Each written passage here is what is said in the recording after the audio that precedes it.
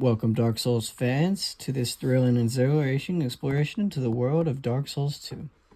Today, we embark on a journey unlike any other as we dive right into the realm of the Broken Straight Sword. Often overlooked and underestimated, this Broken Straight Sword is actually pretty good.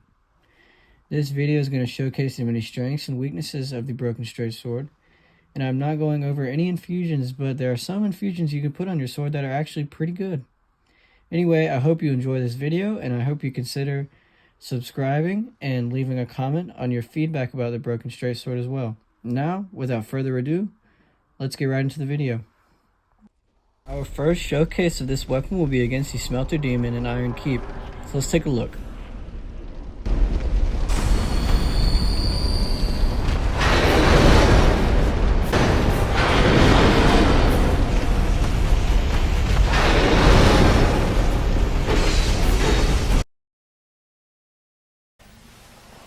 Wow! Okay, but in all seriousness, this damage is actually not that bad. After all, yellow equals good damage, and boss will eventually go bye-bye. If you're thinking about doing a Broken Straight Sword run of your own, it is essentially all about surviving long enough to where the damage makes sense in the end.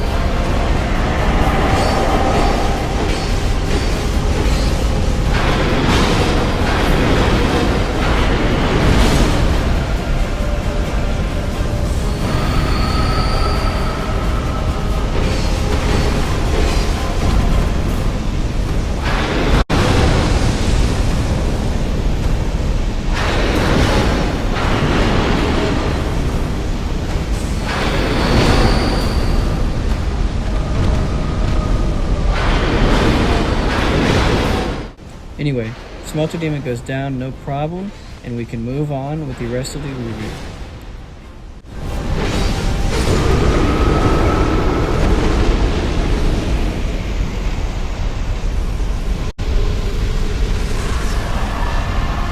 I get the Ring of Blades +1, and I want to talk about some important rings and stats for this run.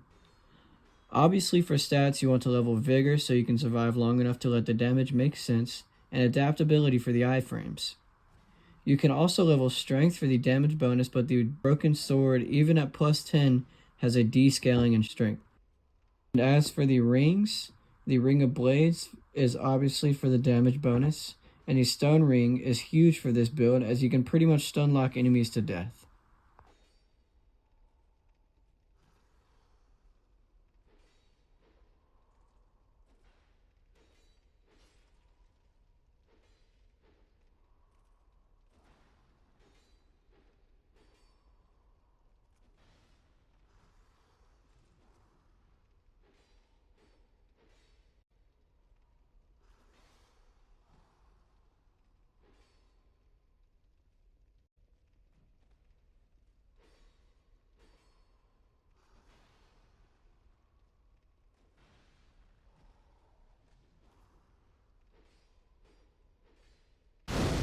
This section of the review will primarily focus on the weaknesses of the Broken Straight Sword.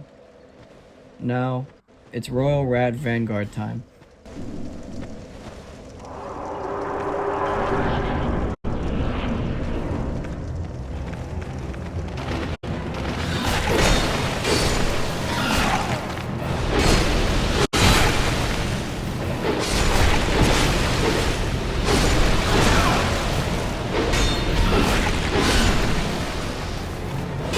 Despite this weapon being one of the smallest in the Dark Souls franchise, we can still bounce off walls, statues, rocks, etc. Another thing the lack of range affects are crowd controls and taking care of many enemies at once.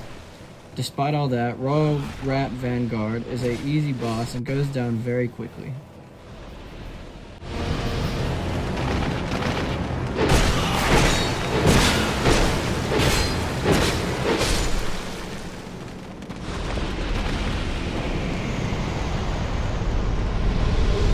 Before I get into the strengths of this run, just about every boss in this game is weak to lightning, so I stop by Vanguard to get gold pine resins quite frequently. Back again.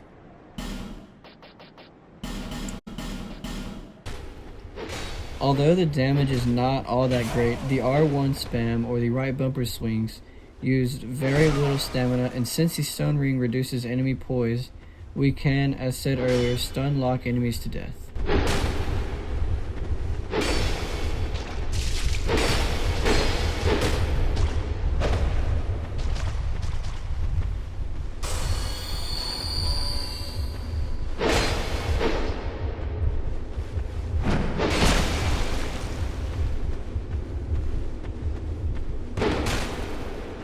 I mean, look at this.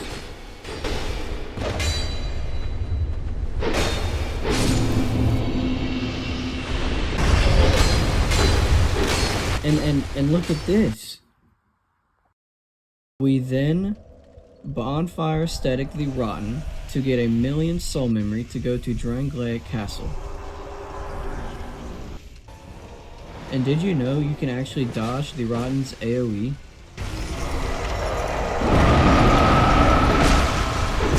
Anyway, he goes down because the Broken Straight Sword is the flipping goat.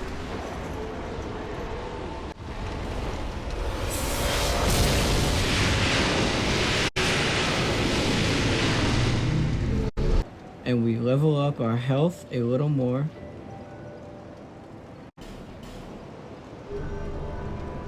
Play tag with the Crystal Lizard.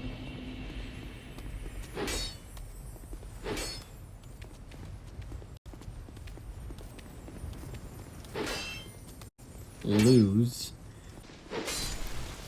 Then, through Drangleic Castle we go.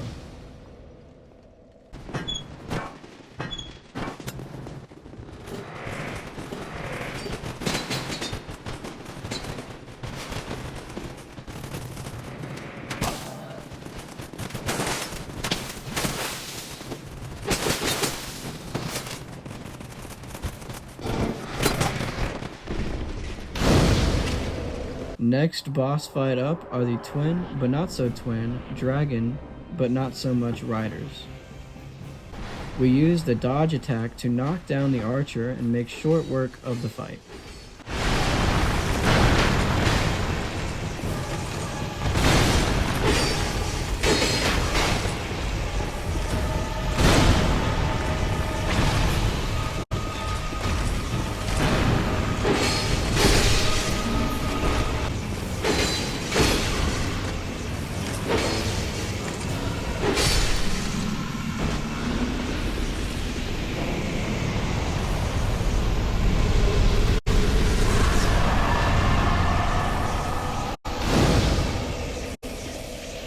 We then run through the rest of the castle, and Dark Souls 2 funny hitbox and strikingly well mechanically structured game design causes us to fly.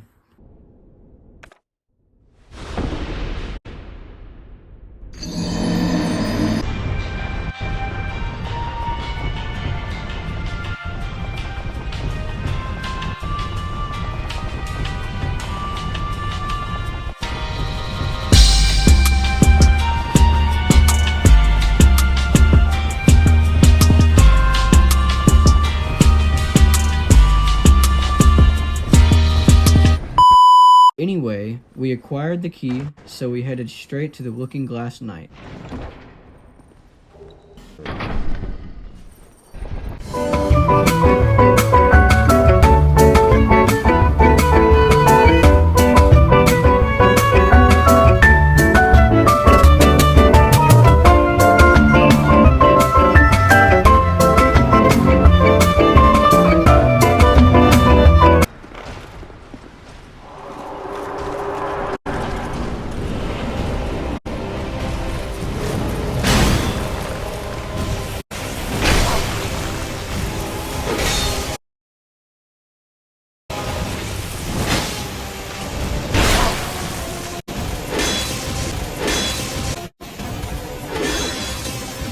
Anyway, this fight is a great example of how surviving long enough to let the damage make sense is the most important rule of this run.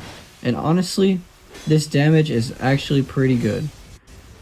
All you have to do is avoid bouncing off his shield in phase 1. You can even get free damage in while he summons the NPCs. In this phase, all you want to do is make space so that the boss will stay back and you can R1 spam the NPCs. With that said, we take down the Looking Glass Knight with relative ease, but this fight took quite a while.